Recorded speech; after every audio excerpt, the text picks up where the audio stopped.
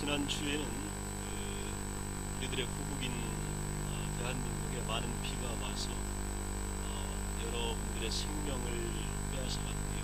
또 젊은이들이 봉사활동에 나갔다가 산사태로 인하여서 매몰되는 참 안타까운 일들도 벌어지게 됐습니다.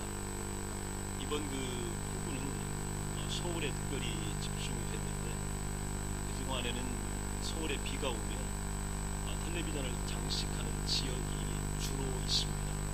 보게 되면 중랑천 근처 넘칠 것이냐 말 것이냐 그런 걱정들이 있고요. 또 당산동, 또 박정동 옆에 또 이런데, 또 그리고 저쪽 풍납동 이런 데들이 주로 이제 텔레비전에 등장을 합니다. 그러나 이번에 등장했던 지역은 그쪽이 아니고 서울의 구유층이 산다라고 하는 강남 지역입니다. 정비가 잘 돼 있고 여러 가지로 도시 계획이 잘 돼 있다라고 하는 지역에 비가 많이 왔고 가장 또 많은 피해를 가져오게 됩니다. 인명 손실을 가져갔던 지역이 방배동 우면산 지역 그리고 강원도 지역인데, 그것도 어려운 분들이나 때로는 달동네에 거주하는 분들이 이번에 피해를 당한 것이 아니고요. 좋은 주거 환경에 있었던 분들, 그 중에는 대기업체 회장의 부인, 또 유명한 금융권의 부인 등등 상류층에 있는 분들이 많은 피해를 당한 것으로 현재 알려져 있고요. 또 강원도의 이 산사태 지역은 산을 깎고 펜션을 지은 지역입니다. 펜션, 또 부유층이 거주한다라고 하는 지역은 주거 환경이 좋다라고 하는 지역이에요. 그리고 또 보기가 좋고 아름다운 지역이나 그런 지역. 이번에 그런 지역에서 많은 피해를 내게 됐습니다. 우리가 주거 환경이 좋다, 안전하다라고 하는 것이 절대로 우리의 생명과 안전을 보장해 주지 못한다는 것을 또 한번 느끼게 되고요. 또 여러 가지 사회 기반 시설이 좋다 할지라도 하늘에서 구멍을 뚫고 내리는 비를 막기에는 역부족이었다라고 하는 것들을 알게 됩니다. 여러분, 그러려면 우리가 어디에서 살아야 될까? 어디에다 집을 지어야 될까? 우리의 주거 환경은 어디여야 되나라고 하는 생각을 갖게 됩니다. 그러면서 우리 시편 92편 말씀을 읽으면서 힘들었던 걱정스러웠던 마음이 일시에 달아납니다. 그리고 황홀하고 감격적이고 또 마음에 감동이 되는 하나님의 축복의 말씀이 우리들에게 선포가 돼요. 그것이 바로 뭐냐면 92장 오늘 12절에 보게 되면 의인은 종려나무같이 번성하며 레바논의 백향목같이 성장하리로다. 이 팔레스타인 지역에 있어서 부유의 상징, 번영의 상징은 종려나무입니다. 그리고 아름다움의 상징, 또한 권위의 상징은요, 레바논의 백향목이에요. 하나님의 사람들은 종려나무처럼 백향목처럼 잘 자라고 성장할 것이다, 그렇게 말씀하시고 14절에 보면 그는 늙어도 여전히 결실하며 진액이 풍족하고 또 빛이 청청할 것이다. 진액이 풍족하고 빛이 나고 여전히 결실하고. 여러분, 얼마나 좋은 축복입니다. 여러분의 인생길이 이와 같이 펼쳐지기를 간절히 축원합니다. 이 땅 살아가면서 하나님의 은혜와 돌보심과 축복 속에 살아가는 일들은요, 크나큰 축복이에요. 감사합니다. 일평생 동일하게 왔으나 이렇게 하나님 사랑 속에서, 하나님 돌보심 속에서 살 수 있으면 얼마나 좋겠어요. 우리 예수 믿으면서 이런 은혜 받기를 간절히 염원합니다. 자, 그러면 이런 은혜가 어디에서 근원하느냐, 그 이유가 있습니다. 어떤 지역, 어디에 있길래 이런 은혜가 있느냐. 13절에 보면 여호와의 집, 하나님의 뜰에 심겨진 나무. 여호와의 집이라 이거예요. 하나님의 뜰에 심겨졌다. 하나님의 성전에 뿌리박고 있는 존재가 이와 같은 복을 누린다 하는 거예요. 여러분이 여호와의 집에서 있는 한, 여호와의 뜰에 머무르고 있는 한, 어떤 폭풍과 와도 하나님께서 여러분을 지켜주실 줄로 믿습니다. 하나님과 함께 있을 때 우리는 안전합니다. 그러면 우리 젊은이들이 그렇게 목숨을 빼앗겼어요. 그 이유가 뭘까? 봉사하려고 갔다가, 헌신하려고 갔다가 그 아름다운 젊음이 사그러들었습니다. 그 이유를 우리는 잘 몰라요. 하나님이 왜 그러셨는지 그 이유를 우리는 잘 모릅니다. 그러나 하나님의 분명한 섭리가 있을 거라고 믿습니다. 하나님이 분명히 무언가 있기 때문에 그러셨을 거예요.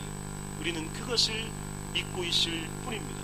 그런데 오늘 여호와의 집 하나님의 뜰에 심겼다라고 하는데 그 중에서 이해가 안 되는 대목이 하나 나와요. 어떤 대목이냐면 14절에 보게 되면 늙어도 여전히 결실하며, 그러면 늙어서 결실하는 나무 보셨어요? 늙어서 애를 낳는다. 이거 정상이 아니잖아요. 어려운 일이에요. 잘 없는 일들이에요. 늙으면 나뭇잎이 떨어져야 되고 또 빛이 발해야 되는 거예요. 늙으면 힘이 빠져야 돼요. 늙으면 그 전에 하던 일도 못하는 게 정상이에요. 그런데 오늘 성경이 뭐라고 얘기했냐면 늙어도 여전히 결실한다. 이것이요 하나님의 집에 있는 사람들의 대표적인 축복입니다. 우리가 어떤 일을 만나든지 하나님의 뜰 안에 있게 되면, 여호와의 집에 있게 되면 이와 같은 은혜가 있게 됩니다. 지난주에는요 어떤 또 일이 있었냐면 세계 교회가 영적으로 의지했던 복음계의 거장이라고 할 수 있는 영국의 존 스타트 목사님이 7월 28일 오후에 하나님의 부르심을 받고 하나님 나라로 가셨습니다.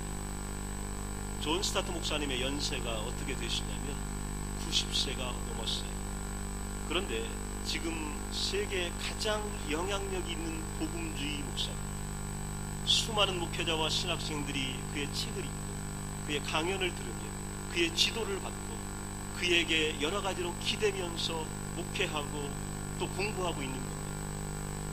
제가 처음 그분을 뵀을 때, 한국에서 뵀을 때 그분의 연세가요 70세가 넘었을 때 세계를 돌아다니면서 가르쳤습니다. 그리고 강연을 했습니다. 그리고 젊은이들에게 꿈과 도전을 주었고 목회자들에게 여러 가지 희망을 주었습니다. 제가 두 번째 봤을 때는 그의 나이 80세에 영국에서 제가 공부하는 대학에 오셔서 같이 예배드리고 식사하고 격려하고 또 사진도 함께 찍으면서 말씀을 전해주셨습니다. 한창 80대에 수많은 사람들과 함께 일했던 분, 그분이 바로 여전히 결실했던 분이에요. 그리고 작년까지 제자도라고 하는 위대한 책을 집필했습니다. 이거를 세계에 내놨는데 뭐 순식간에 베스트셀러가 됐습니다. 그의 나이 90이 되었을 때에 책을 쓸 수 있었던 존재, 여러분 여전히 결실했기 때문에 오늘 성경에 보면 그와 같은 존재가 또 나옵니다. 누구냐면 시몬과 안나라고 하는 존재가 거기에서 나오는 것을 보게 됩니다. 누가복음 2장 36절에 보면 나이가 매우 많았더라. 성경은 이렇게 이야기하고 있습니다. 이 여인의 나이가 얼마나 많았길래 나이가 많았다 성경이 굳이 그렇게 강조하는 걸까 라고 보면 성경은 영어 번역본이 여러 개가 있어요. 그 중에 대표적인 것이 NIV 버전이고요 NASB 버전입니다. 보게 되면 혼자서 남편 없이 과부로 84살을 살았다 그런 얘기고요. 또 다른 각주나 해석을 보게 되면 뭐라고 돼 있냐면 그녀가 84년 동안 혼자 살았다 그런 얘기. 종합해 보면 어떤 의미가 되냐면 보통 이스라엘의 소녀들은 15세를 기준으로 시집을 가서 결혼한다고 한다면 그가 7년 동안 남편과 함께 삽니다. 그리고 나서 84년을 혼자 삽니다. 그녀의 나이가 몇 살이냐면 106살이에요. 오늘 106살의 이 여인이 오늘 성경을 장식하는 거예요. 하나님께서 축복하는 여인으로 등장하고 있는 것을 보게 됩니다. 또 시몬이라고 하는 남자가 등장을 하는데 29절에 보면 그가 하나님께 이런 기도를 해요. 종을 평안히 놓아주시는도다. 이 말은요 젊은이가 이런 기도 했겠습니까? 하나님 이제 나를 풀어주시는구나. 내가 이제 하나님 나라로 가는구나. 이렇게 기도하면서 오늘 경건하게 살았던 신앙의 모습을 보여주고 있습니다. 그는 제사장으로 산 것도 아니고요. 평신도로서 살았는데 유대인 전승에 보게 되면 113살에 세상을 떠납니다. 아니 113살 먹으신 이 노인분이 뭘 했기 때문에 성경의 복음서에 이렇게 등장하는 걸까요? 남자 한 분, 여자 한 분이 등장해요. 이유는요 시편 92편에 나와 있는 이 축복을 받았기 때문이에요. 나이 들어도 여전히 결실, 여전히 과일을 맺었다, 열매를 맺었다라고 하는 위대한 축복입니다. 여러분의 삶이 이와 같이 연결되기를 간절히 축복합니다. 여러분 일평생 건강의 복을 누리시기를 바랍니다. 하나님의 집에 있는 존재자들은 하나님의 치유의 은혜가 있습니다. 축복의 은혜가 있습니다. 하나님이 돌보아 주시고 오늘도 회복시켜 주십니다. 특별히 연세 드신 우리 성도분들, 여기에 비하면 우리 젊은이들이죠. 70, 80 정도는 우리 젊은이들 아니에요. 어떤 분들은 60자만 넘으면 노인 행세를 하는 분들도 있는데, 요즘에는 70, 80 정도는 젊은이 측에 속하는 거예요. 왜 그러냐면 성경에 보면 이런 분들이 막 그냥 성경을 주름 잡잖아요. 하나님의 세계를 막 주름 잡고 다니는 거예요. 오늘 100살이 넘은 이 남녀가 어떻게 하나님의 땅, 이 땅을 막 주름 잡고 다니는지를 우리가 보게 되는데, 우리 연세 드신 분들일수록 이러한 주름 잡는 삶이 이어지기를 축복합니다. 여러분 절대로 의기소침하지 마십시오. 하나님은 더 좋은 것들을 여러분을 위하여 준비하고 계십니다. 첫 번째로 하나님의 뜻 안에 숨겨진 이 나무, 심겨진 나무, 정말로 늙어도 결실하는 이유가 있는데, 첫 번째는요, 앞을 내다보며 살았기 때문이에요. 많은 사람들이 보통 이야기를 하게 되면 소위 좋았던 시절 이야기를 합니다. 내가 옛날에 한창 사업할 때에, 내가 젊었을 때에, 정말 힘 있을 때에, 떵떵거렸을 때, 이런 얘기들을 많이 하게 돼요. 어떤 작가가 책을 썼는데 이런 제목의 책을 썼습니다. 좋았던 옛날은 그렇게 좋지 않았다. 이게 진실이라고 하는 거예요. 그러니까 옛날 좋았다고 얘기하지만 실제는 좋은 일보다 어려운 일이 더 많았다는 거예요. 실제는 그 어려운 일 얘기 안 해서 그렇지요, 그 일이 더 고단했다는 겁니다. 그런데도 우리는요, 옛날이 좋았다, 옛날이 그랬다라고 하는 얘기들을 많이 하게 된다라고 하는 것입니다. 그러나 오늘 시므온과 안나는 절대로 과거 속에서 살지 않았습니다. 25절에 보게 되면 시므온은 이스라엘의 위로를 기다리는 자다. 성경은 이렇게 말씀하고 있습니다. 38절에 보게 되면 안나라고 하는 여인은 예루살렘의 속량을 바라는 여인이었다. 소수의 헌신된 유대인이었다라고 하는 얘기입니다. 백성들의 당시의 삶은 영적으로 매우 어두웠습니다. 뭔가 미래를 이야기하기에는 역부족이었습니다. 그리고 희망을 이야기하기에는 상황이 안 좋았습니다. 마치 이런 얘기하면 안 맞는 것 같은 그러한 상황이었습니다.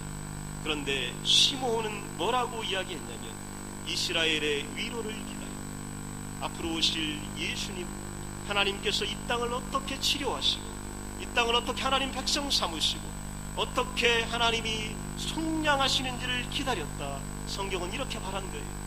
오늘 일을 이야기하는 것이 아니라 100세가 넘은 나이에 내일 일을, 앞을 이야기하고 있는 거예요. 이것이 바로 오늘 여전히 결실하는 하나님의 사람들의 모습입니다. 오늘 여러분들은 앞을 내다보시기 바랍니다. 하나님이 이 땅을 어떻게 하실지, 우리 가정을 어떻게 하실지, 내 자녀를 어떻게 하실지, 우리 교회를 어떻게 하실지, 우리 성도들을 어떻게 하실지, 내 인생의 미래를 하나님이 어떻게 하실지 기다리는, 내일 일을, 앞을 기다리는 삶, 그들이 살았기 때문에 그들은 죽기 전에 메시아를 보게 될 것이다라는 말씀을 기다리며 살았던 겁니다. 소망은 인간의 마음속에 있는 가장 큰 힘입니다. 소망을 가질 때 우리에게는 희망이 생겨나게 되는 것입니다. 그리스도인들의 소망은 어디에 있냐면 예수님 안에 있습니다.